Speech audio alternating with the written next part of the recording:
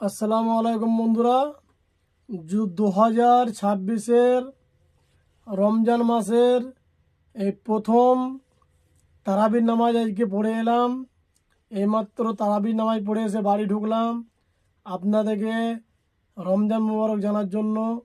তবে আগামী কাল থেকে রোজা স্টার্ট হয়ে গেল, কালকে একটা রোজা।